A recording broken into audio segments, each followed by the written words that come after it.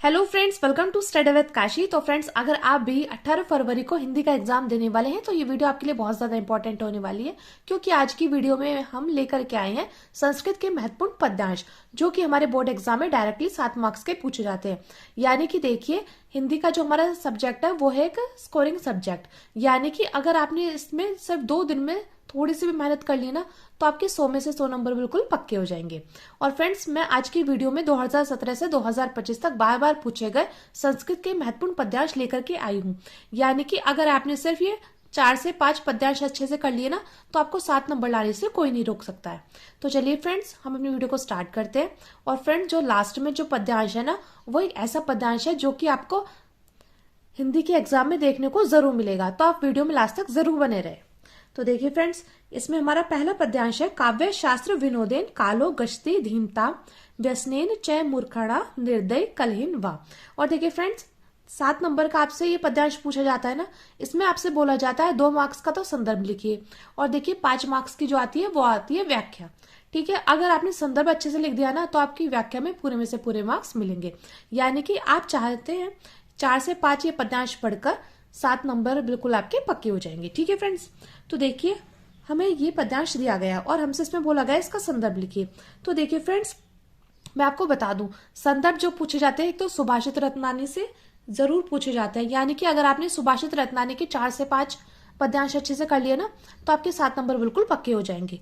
ठीक है फ्रेंड्स, तो देखिए संदर्भ आप इस प्रकार से लिखेंगे, प्रस्तुत श्लोक हमारी पाठ्यपुस्तक के संस्कृत खंड में संकलित सुभाषित रत्नानी शीर्षक पाठ से उद्धृत है। तो देखिए फ्रेंड्स, जैसे मैंने आपको यहाँ पर लिखकर बताया है, आप इसी प्रकार से वहां पर संदर्भ लिख करके आएंगे। इसी प्रकार लिखेंगे, प्रस्तुत श्लोक हमारी पाठ्यपुस्तक के संस्कृत खंड में संकलित। अब देखिए, ये जो पाठ का नाम है यह सुभाषित रत्नानी, तो शीर्षक पाठ से उद्धृत है। ठीक है, तो यानी कि अगर आपने इस प्रकार से संदर्भ लिखा ना, तो आपके 2 मार्क्स बिल्कुल पक्के हो जाएंगे। ठीक है, अब बात आती है इसके हिंदी अनुवाद की।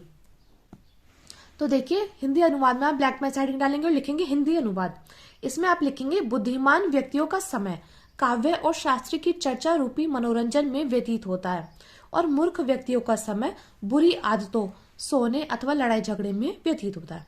तो देखिए आप क्या करेंगे, आप इसी प्रकार से लिख कर आएंगे। और देखिए, आपको इसको रटने की जरूरत नहीं है, आप इसको अगर 102 बार पढ़ेंगे तो आपको अच्छे से तैयार हो जाएगा।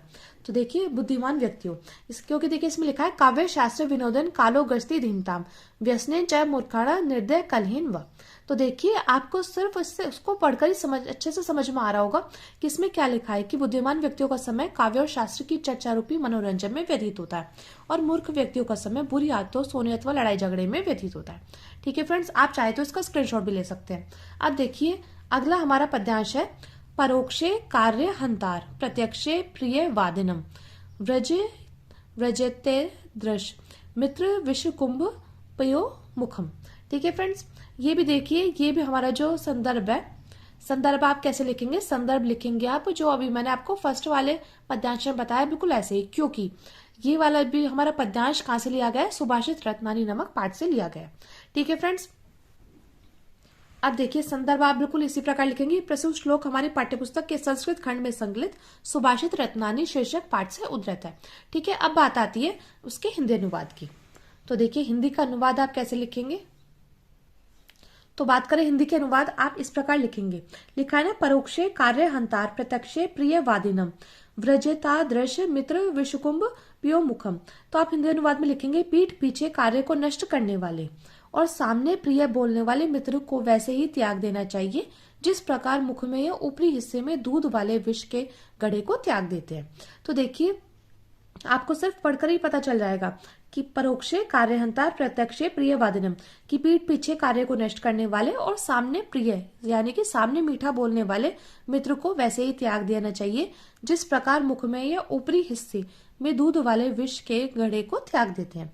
ठीक है फ्रेंड्स, आप अगर ये वाला पद्यांश आएगा तो आप बोर्ड एग्जाम में इसी प्रकार लिखकर आएंगे, और उससे पहले संदर्भ लिखेंगे, फिर लिखेंगे हिंदी अनुवाद। ठीक है, अगर आपने इस प्रकार लिखा ना, तो आपके 7 नंबर बिल्कुल पक्के होंगे।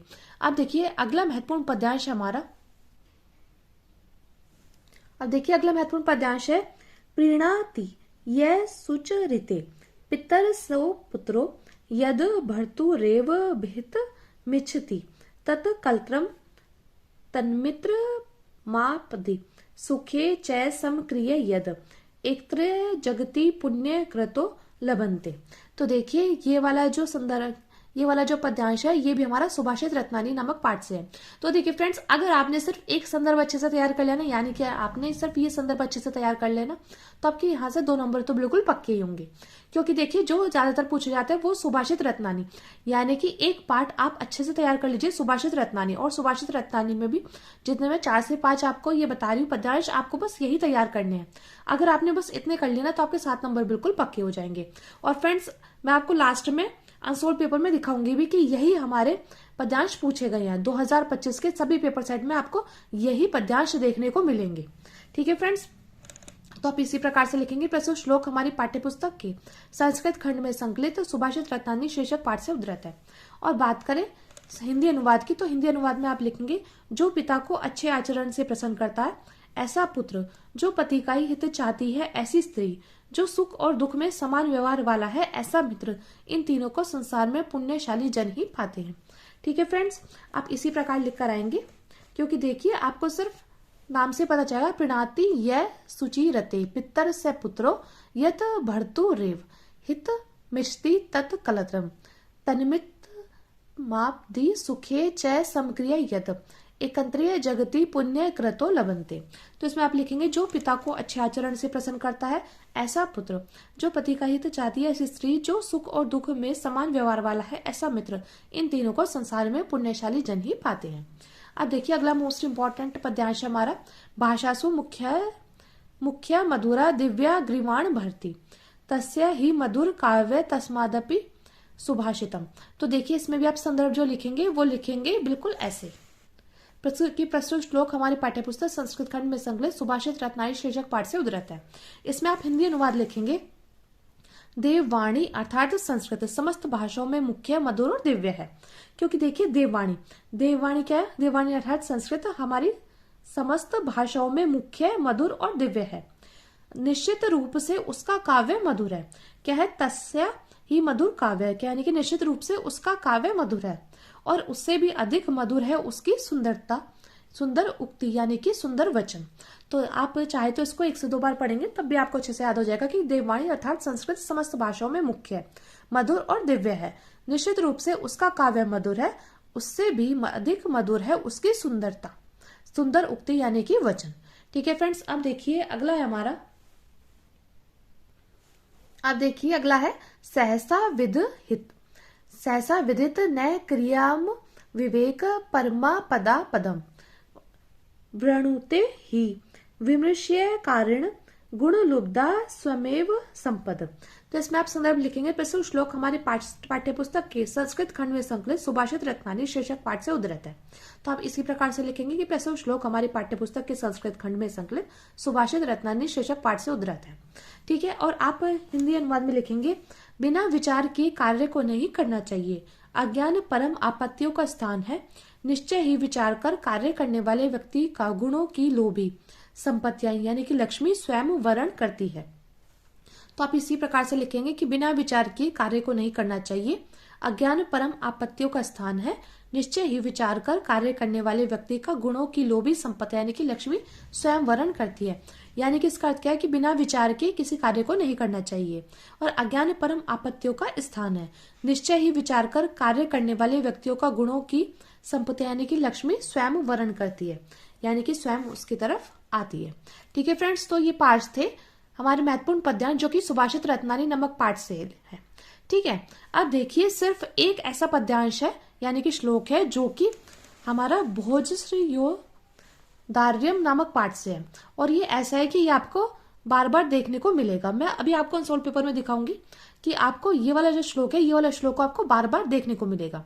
ठीक है, तो सबसे पहले आपको इसका श्लोक यानी कि संदर्भ अच्छे से तैयार कर लेना है। सबसे पहले देखिए यह है विरल विरला, यानी कि आपको देखना है विरल विरला स्थूला तारा कलाविव सज्जना मन इव मुने सर्वतेव प्रसन्न भुनव अपसरति च दुहांत चित्रास त्वामिव दुर्जन व्रजति च निशा शुभ्र लक्ष्मीर नुद मिनावे।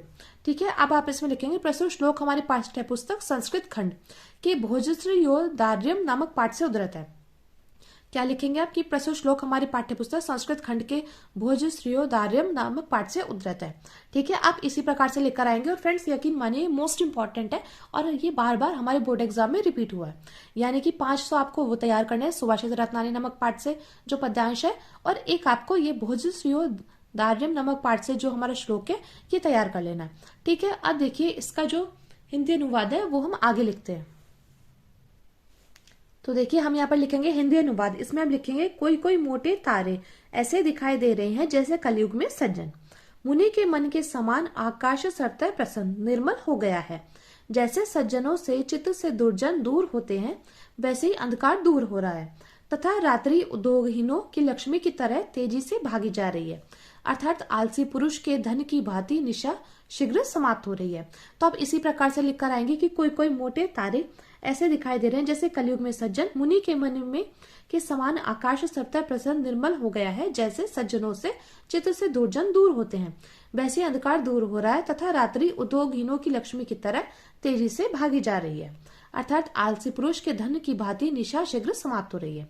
तो आप इसी प्रकार से लिख करके आएंगे। और देखिए अगर आप इस प्रकार से लिखेंगे ना तो आपके 7 नंबर बिल्कुल पक्के हैं, यानी कि संस्कृत के पद्यांश में। और आप कमेंट कर जरूर बताइएगा आपको हिंदी के पद्यांश गद्यांश की इसी तरह की वीडियो चाहिए तो, और आप वीडियो को ज्यादा से ज्यादा लोगों में शेयर जरूर करना। अब मैं आपको आंसर पेपर में दिखाती हूँ कि आपको यही जो हमारे पद्यांश है यही आपको देखने को मिलेंगे, यानी कि 2025 के पेपर सेट में, यानी कि 2017 से 2025 तक ये बार बार रिपीट हुए हैं।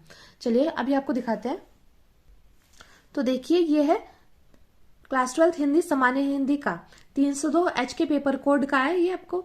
और देखिए दिए गए पद्यांशों में से किसी एक का सह-संदर्भ हिंदी में अनुवाद लिखिए। तो काव्य शास्त्र वाला और देखिए भाषा सूत्र, यानी कि दोनों ही सुभाषित रत्नानी नामक पाठ से हैं। ठीक है, तो देखिए अगर आपने ये तैयार कर लिया तो 7 नंबर बिल्कुल पक्के हो जाएंगे। और अब ये आगे और भी दिखाते हैं। और ये देखिए ये आपका 302HL पेपर कोड जो कि 2025 में आया पेपर है, परोक्ष कार्य हंतार प्रत्यक्ष। और देखिए विरल विल्ला ये वाला आपको देखने को मिलेगा। और आगे देखिए ये देखिए काव्य शास्त्र विनोदेन काले, ये भी सुभाषित रत्नानी से। और ये भोज सरयादम भोजस्य योन दार्यम नामक पाठ से विरल विल्ला वाला। तो देखिए ये आपको कितनी बार देखने को मिला है। तो फ्रेंड्स इसी प्रकार से आपको क्या कर लेना है, आपको बस इन 6 पद्यांश को अच्छे से तैयार कर लेना है। अगर आपने इतना कर लेना तो आपके 7 नंबर बिल्कुल पक्के हो जाएंगे और ये बात आपको कोई नहीं बताएगा। तो चलिए फ्रेंड्स मिलते हैं नेक्स्ट वीडियो में। Thank you, thanks for watching.